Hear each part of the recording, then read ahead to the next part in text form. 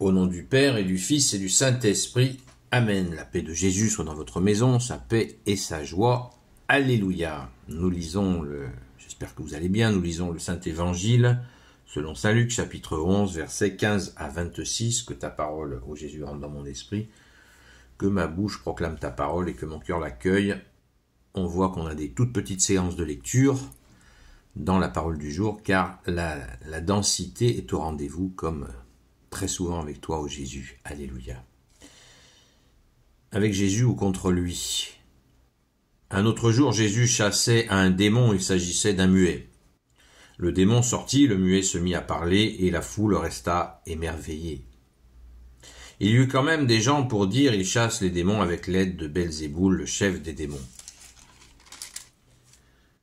D'autres, pour l'embarrasser, lui demandaient un signe qui vienne vraiment du ciel, mais Jésus savait ce qu'ils pensaient, et il leur dit, tout royaume qui se divise court à la ruine, les différents partis s'écroulent l'un après l'autre. Si vous dites que je m'appuie sur Belzéboul pour chasser les démons, Satan est divisé, donc son pouvoir ne durera pas. Et si c'est Belzéboul qui m'aide à faire sortir les démons, qui donc aide les gens de chez vous quand ils les font sortir, ce sont eux qui jugeront vos paroles. Quand je fais sortir les démons, le doigt de Dieu est là. Comprenez donc que le royaume de Dieu est venu jusqu'à vous. Quand le fort bien armé garde sa demeure, ses biens sont en sûreté, mais voici qu'un autre plus fort arrive et triomphe de lui. Il lui enlève les armes qui faisaient sa force et distribue ses dépouilles. Qui n'est pas avec moi est contre moi, qui ne rassemble pas avec moi disperse. Quand l'esprit impur est sorti de son homme, il va, entrant par des lieux arides, à la recherche de quelque repos. Comme il n'en trouve pas, il se dit « Retournons à ma maison, d'où je suis sorti ». En arrivant, il la trouve balayée et décorée. Alors, il va et ramène 7 autres esprits plus méchants que lui. Il entre et s'installe. Et la nouvelle situation de cette personne est alors pire que la première. Merci Jésus pour ta parole. Déjà, rien que pour commenter ça, il faudrait la journée. Merci Jésus. C'est parti. On nous a pas mis le verset 14, pourtant c'est l'entrée du paragraphe. Avec Jésus contre lui. Et qui nous donne le contexte. Un jour, Jésus chassait un démon. Il s'agissait d'un muet. Le démon sortit, le muet se mit à parler. Et la foule resta émerveillée. Et là, des gens viennent, on est bien dans Saint Luc, parce qu'il y a à peu près la même séquence, je crois, avec Saint Matthieu, et c'est là, à ce moment-là, que Jésus parle du blasphème contre l'Esprit Saint. Mais avant, on va faire notre petite minute de contexte. Et si c'est Belzéboul qui m'aide à faire sortir les démons, qui donc aident les gens de chez vous quand ils les font sortir, ce sont eux qui jugeront vos paroles. Donc, il est accusé par les pharisiens, qui ne savent pas quoi inventer pour rejeter Jésus, comme ils ont déjà l'habitude de le faire, parce que toute personne qui menace leur petit pouvoir religieux sur les gens, eh bien, ils cherchent à le faire périr. C'est une habitude. Et là, c'est d'autant plus violent que Jésus a des signes comme personne n'en a jamais eu. Donc, ils vont chercher des trucs les plus tordus. Il disait régulièrement que Jésus avait un démon. Donc vous imaginez le blasphème. Et donc il disait très clairement que Jésus chassait les démons avec l'aide du prince des démons. Il faut dire le niveau de stupidité et de méchanceté de ces individus. Ils n'étaient pas tous comme ça, mais apparemment il y en a pas mal. Et là, Jésus, qu'est-ce qu'il nous apprend? Je vous disais notre petite minute de contexte. Et si c'est Belzéboul qui m'aide à faire sortir les démons, qui donc aide les gens de chez vous quand ils les font sortir, ce sont eux qui jugeront vos paroles. Des gens de chez vous. Ben alors, parce que quand Jésus fait sortir un démon, c'est un acte d'exorcisme. Et Jésus est en train de nous dire que les Hébreux, les Israélites, pratiquaient l'exorcisme. Les gens de chez vous, les gens de la synagogue, qui pratiquent l'exorcisme. Ces gens-là savent qu'on ne peut pas chasser un démon avec le chef des démons, ils le savent. Et Jésus leur dit, ces gens-là jugeront vos paroles. Donc là, il leur cloue le bec, tac, parce que tous les gens qui sont un petit peu sérieux sur le sujet de la démoniologie, la science des démons, eh bien, ils savent très bien que c'est impossible. Voilà. On ne chasse pas un démon avec le chef des démons. Le chef des démons, il est trop content quand c'est lui qui est le chef des démons, donc c'est lui qui les envoie. Il y a une hiérarchie satanique qui est réelle. Elle est invisible, mais elle est bien réelle. Au secours Jésus, Saint Michel Archange, qui est comme Dieu. Donc, Jésus savait, nous a dit, Jésus savait ce qu'il pensait, donc il va au fond, comme dans une carie. Il faut aller jusqu'au fond pour la gratter, qu'il n'y ait plus rien, pour repartir sur une bonne base. Ben, Jésus fait le dentiste là. Mais le problème, c'est qu'eux, ils veulent pas se faire enlever leur carie. C'est bien dommage. Après, comme à chaque fois, on se rappelle, toujours Jésus, il insiste au moins 3 fois pour dire la même chose, pour que des oreilles des uns ou des autres puissent enfin accueillir la vérité. À propos de cette personne qui est forte et qui se fait désarmer, sa propre force personnelle. Mais Jésus précise bien, quand je fais sortir les démons, le doigt de Dieu est là. Voilà, il leur dit, pour qu'ils comprennent, le doigt de Dieu est là. Comprenez donc que le royaume de Dieu est venu jusqu'à vous. Une façon de dire, je suis Dieu, je suis devant vous. Je suis avec mon Père et l'Esprit Saint. Accueillez la Sainte Trinité. Voilà, le doigt de Dieu est là pour chasser l'ennemi, pour chasser Satan, pour chasser le démon. Merci Jésus. Alors après, il y a une fois que tout ça est posé, reposé, d'ailleurs, dire que Jésus fait ça par la puissance démoniaque, c'est un blasphème contre l'Esprit Saint. Jésus le dira dans Saint Matthieu, il me semble, à vérifier. Mais enfin, peu importe l'évangéliste qui le dit, je vous dis avec certitude que Jésus mentionne cet acte-là comme un blasphème contre l'Esprit Saint. Donc attention à ce que l'on dit. On ne va pas noircir l'Esprit Saint. C'est un blasphème qui n'est pas pardonné. Le seul péché, c'est un blasphème, c'est un péché qui n'est pas pardonné. Le blasphème contre le Père est pardonné, le blasphème contre le Fils, il est pardonné s'il y a une demande de pardon, mais le blasphème contre l'Esprit Saint, même s'il y a demande de pardon, n'est pas pardonné. Quand l'esprit impur est sorti de son homme, il va errant vers des lieux arides à la recherche de quelques repos.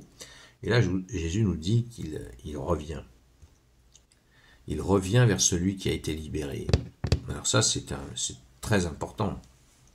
Ça nous montre que s'il y a des gens parmi nous qui ont vécu des actes, donc un exorcisme, et puis quand on parle d'exorcisme, il ne faut pas penser au film américain. Il faut penser à l'infestation que nous pouvons tous avoir, que nous avons tous à des moments ou à d'autres moments, et Jésus nous en libère.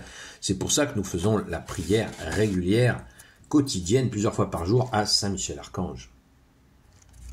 Saint Michel Archange, défends-nous dans le combat, sois notre secours contre la malice et les embûches du démon, que Dieu lui fasse sentir son empire, nous t'en supplions. Et toi, prince de la milice céleste, précipite en enfer par la force divine, Satan et les autres esprits mauvais qui rôdent dans le monde pour la perte des âmes. Amen. Et si nous allons voir un exorciste, eh bien, c'est pas honteux, hein. C'est pas honteux d'aller voir un exorciste. Et arrêtez de penser à des cas extrêmes, comme ça a été fait dans ce film, qui a été vraiment une catastrophe. Parce qu'il a mis dans la tête aux gens, et je pense que c'était fait pour ça, l'ennemi a fait ça, pour mettre dans la tête des gens que c'est réservé, qu'à vraiment, que voir un exorciste, c'est quelque chose vraiment... Voilà. Alors que là, c'est un cas vraiment extrême. Mais nous avons des infestations, ce qui ne veut pas dire qu'il faut courir voir un exorciste à la moindre infestation. Il faut dire la prière à Saint Michel Archange régulièrement et éviter de se mettre dans des situations, bien sûr, absolument terribles. Il faut pas tendre la perche au mauvais. Et pour refuser, avoir la force de refuser le mauvais, il faut prier Jésus sans cesse. La nuit, le jour, prier Saint Michel Archange plusieurs fois par jour, la Vierge Marie, le grand Saint Joseph, qu'on appelle aussi la terreur des démons.